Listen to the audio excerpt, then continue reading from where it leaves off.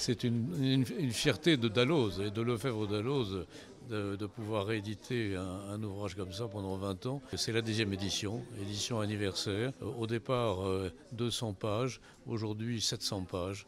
Donc les choses ont évolué parce que la façon d'appréhender la rhétorique judiciaire, l'argumentation judiciaire a beaucoup évolué. Donc c'est la raison pour laquelle nous avons continué.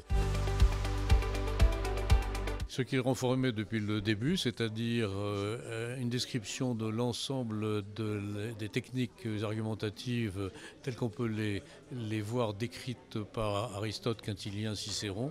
Et comme vous le savez, Aristote a rangé la rhétorique en 5 types d'enseignements. Tout ce qui concerne l'invention des arguments, trouver quoi dire. Ensuite, la disposition, une fois que j'ai trouvé mes arguments, comment je vais les prononcer, dans quel ordre.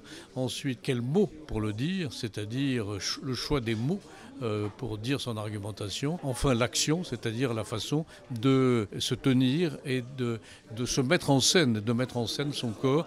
Cicéron parlait de l'éloquence du corps qui est essentielle. J'ouvre une parenthèse d'ailleurs dans mon propos au jour d'aujourd'hui. Quand on voit un personnage à la télévision, on retient pour à peu près 7% la substance de son discours et pour 60% ses postures, sa façon de parler, ses attitudes. D'où l'importance de l'éloquence du corps.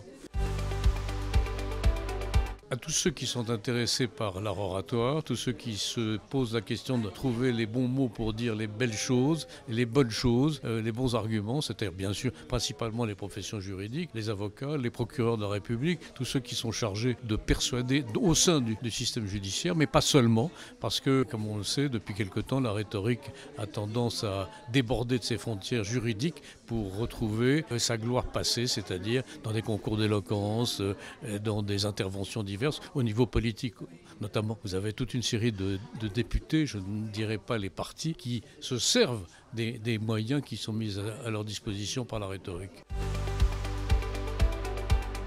Ça vous permet de structurer votre pensée, d'appréhender la réalité. C'est un outil d'analyse, c'est un outil de formulation de votre propre argumentation. Et puis, l'intelligence artificielle est une chose, mais il faut savoir questionner l'intelligence artificielle. Or, vous avez besoin, pour questionner, de savoir quelles questions vous allez poser. Et là, vous avez encore besoin, dans un cran différent, mais encore besoin de la rhétorique, c'est-à-dire l'apprentissage des questions que vous allez poser à l'intelligence artificielle.